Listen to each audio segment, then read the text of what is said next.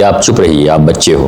No, तुम जेन जी हो, तुम जेन अल्फा हो। तुम वह जनरेशन हो जिसके हाथ में दुनिया की लगभग पूरी इंफॉर्मेशन एक स्क्रीन पर उपलब्ध है। तुम क्या सोचते हो कि रिबेलियन सिर्फ 2026 में ही जन्म लेते हैं? आज का जेन जी और जेन अल्फा ही रिबेलियन है। वैसे समय में अगर क्राउड से तुम अलग खड़े होते हो तो ये मत समझना कि तुम कावर्ड हो, तुम कायर हो, बल्कि तुम वीर हो। इसलिए आने वाला समय केवल IQ का नहीं होगा, मैं कहता हूं VQ, विवेक कसे।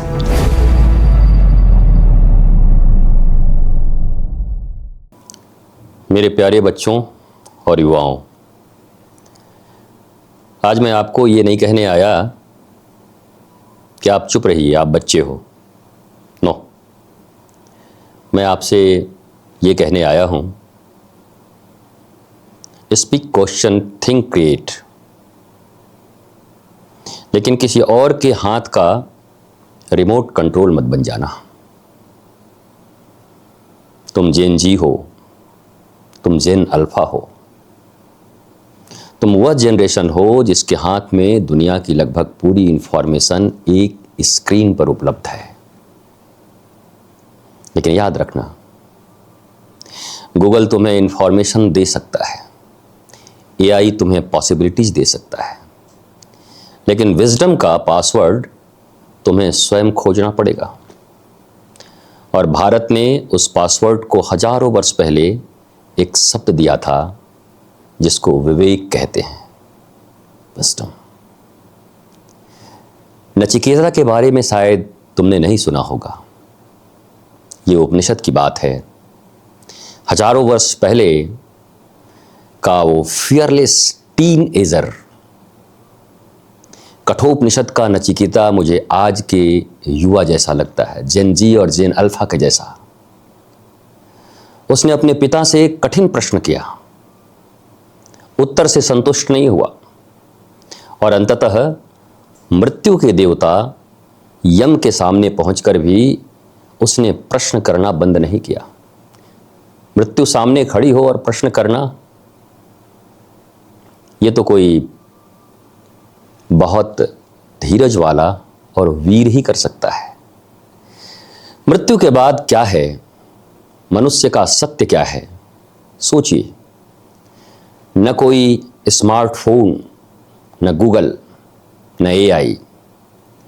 फिर भी प्रश्न इतना बड़ा कि आज neuroscience, philosophy of consciousness studies तक उस मूल जिज्ञासा से जूझ रहे हैं। इनके पास भी पूरा उत्तर नहीं है, मैं वास्तव में कौन हूं।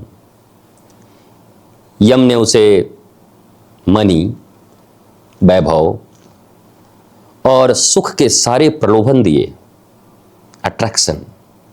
नचिकेता ने नहीं लिया, न हिला। यह असली रिबेलियन है।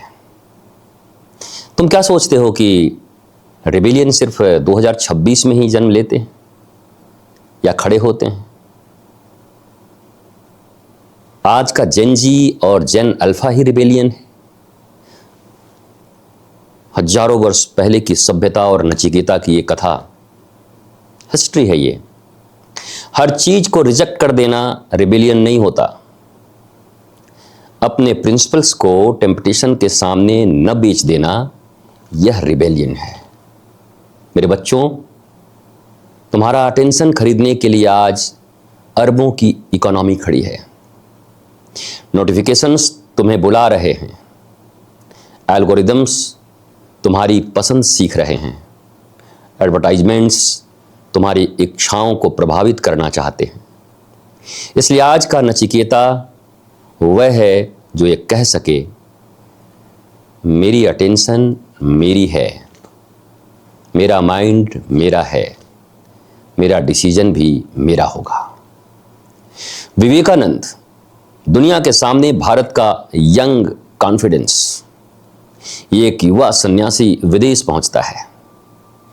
न उसके पीछे कोई बड़ी राजनीतिक शक्ति थी, न कोई आधुनिक प्रचार तंत्र था।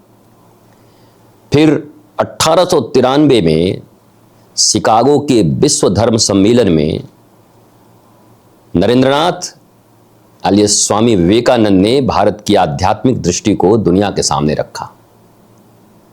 The spiritual way of Bharat. उनकी शक्ति एग्रेशन नहीं थी, उनकी शक्ति थी क्लैरिटी, कैरेक्टर एंड करेज। मेरे युवा मित्रों, दुनिया को इंप्रेस करने के लिए अपनी जड़ों से एम्बैरेस्ड होने की आवश्यकता नहीं है। मॉडर्न बनो, साइंटिफिक बनो, एआई सीखो, क्वांटम फिजिक्स पढ़ो, स्पेस टेक्नोलॉजी सीखो, लेकिन अपनी सिविलाइजेशन को जाने बिना दुनिया को जानने निकलोगे तो तुम्हारे पास इंफॉर्मेशन तो बहुत होगी पर आइडेंटिटी कम होगी।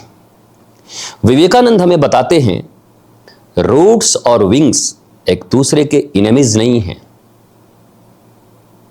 जड़ और पंख दोनों शत्रु नहीं है ना। रूट्स तुम्हें आइडेंटिटी देती है, विंग्स तुम्हें इन्फिनिटी देती है। गांधी जी एक मूवमेंट की असली शक्ति। भारत की स्वतंत्रता की लड़ाई हमें एक और लेसन देती है। महात्मा गांधी ने जन आंदोलन को केवल एंगर मैनेजमेंट का प्रश्न नहीं माना, सत्य और अहिंसा को उसके केंद्र में रखने का प्रयास किया। चौरी चौरा में 1992 में हिंसा हुई, पुलिसकर्मी मारे गए और गांधी जी ने असहयोग आंदोलन वापस लेने का निर्णय किया। जरा सोचिए, जब मोमेंटम बना हुआ हो, फॉलोअर्स तैयार हों, देश में एक्साइटमेंट हो, तब रुक जाना कितना कठिन है। क्यों?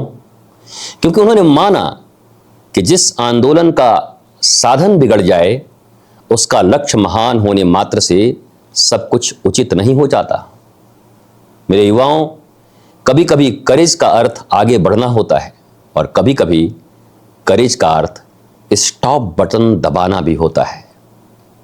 जब क्राउड कहे चलो और तुम्हारा कॉन्शियस कहे कि यह गलत दिशा है, जब क्राउड से अलग खड़े होने का नाम भी वीरता है, वैसे समय में अगर क्राउड से तुम अलग खड़े होते हो तो यह मत समझना कि तुम कावर्ड हो, तुम कायर हो, बल्कि तुम वीर हो।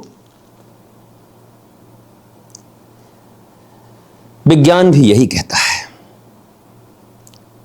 क्वेश्चन एवरीथिंग, लेकिन टेस्ट भी करते, टेस्ट भी करो भैया करो।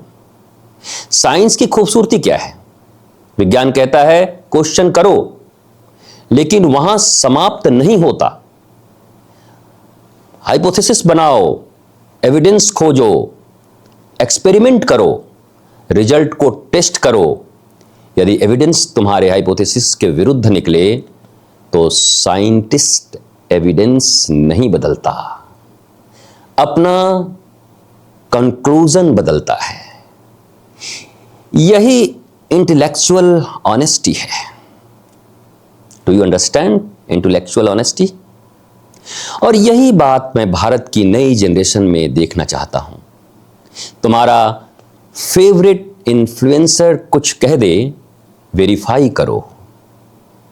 कोई पॉलिटिशियन कुछ कह दे, उसे भी वेरीफाई करो।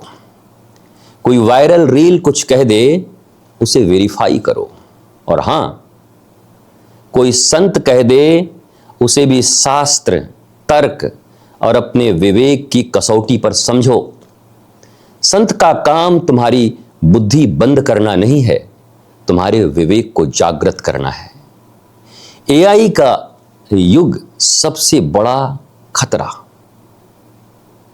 आपको पता है, आपको भी पता होगा। एआई के लाभ पते, तो एआई के खतरे भी आपको पता तो होना ही चाहिए। मेरे बच्चों, तुम शायद मानव इतिहास की पहली ऐसी जनरेशन हो जिसके सामने एक विचित्र चुनौती है। मशीन तुम्हारे लिए सोचने लगी है। एआई इजी लिख सकती है, ए से लिख सकती है, कोड लिख सकती है, चित्र बना सकती है, आवाज बना सकती है, वीडियो बना सकती है। डीप फेक के युग में आंखों से दिखाई देने वाली हर चीज भी सत्य हो, यह आवश्यक तो नहीं है। इसलिए आने वाला समय केवल IQ का नहीं होगा, मैं कहता हूं VQ, विवेक क्वोशिएंट। AI जितनी पावरफुल होगी, मानव का विवेक उतना ही आवश्यक होगा। टेक्नोलॉजी तुम्हें बताएगी मैं क्या कर सकता हूं, धर्म पूछेगा मुझे क्या करना चाहिए, साइंस पूछता है how does it work, spirituality पूछती है why should I use it. और जब दोनों मिलते हैं तब बनता है रिस्पॉन्सिबल ह्यूमन बीइंग। प्रहलाद अकेला बच्चा भी सत्य पर खड़ा रह सकता है। 5 years old चाइल्ड। हमारी परंपरा में एक बच्चा प्रहलाद है। सामने सत्ता थी, भय था, दबाव था, लेकिन उसने अपने अंतःकरण की आस्था नहीं छोड़ी। इस प्रसंग का अर्थ यह नहीं कि हर अथॉरिटी गलत है, इसका गहरा अर्थ है पावर सत्य होने का प्रमाण नहीं होता। लेकिन इसका दूसरा पक्ष भी याद रखना, अपोजिशन भी अपने आप सत्य का प्रमाण नहीं होता। सत्य न सत्ता का गुलाम है न विरोध का। सत्य को सत्य होने के लिए हैशटैग की आवश्यकता नहीं होती। और दुनिया की एक बेटी मलाला, याद है तुम्हें? पाकिस्तान की मलाला यूसुफजई अपनी किशोरावस्था में लड़कियों की शिक्षा के अधिकार के लिए बोल रही थी। 2012 में उन पर हमला हुआ। वह क्यों? और बाद में शिक्षा के लिए उनकी आवाज दुनिया भर में सुनी गई। यह प्रसंग हमें याद दिलाता है बच्चे की आवाज छोटी हो सकती है, लेकिन उसका प्रश्न छोटा होना आवश्यक नहीं है। इसलिए मैं सरकारों से भी कहता हूं, बच्चे के प्रश्न को उसकी उम्र देखकर छोटा मत समझिए। और बच्चों से कहता हूं, अपनी आवाज की शक्ति समझो, लेकिन उस शक्ति को हैटर्ड में वेस्ट मत करो। मैं मेरे प्यारे बच्चों, तुम्हें एंटी नहीं प्रो सॉल्यूशन बनना है। एंटी होना कोई बहुत बड़ा तमगा नहीं है, प्रो सॉल्यूशन। आज सोशल मीडिया ने हमें एक स्ट्रेंज हैबिट दी है। किसी चीज के अगेंस्ट होना बहुत आसान हो गया है। कमेंट करो, हैशटैग लगाओ, स्टोरी डालो और लगता है रेवोल्यूशन हो गया, क्रांति हो गई। लेकिन देश केवल क्रिटिसिज्म से नहीं बनता है, देश बनता है क्रिएशन से। इसलिए तुम्हारा नया स्लोगन होना चाहिए, don't just protest the problem,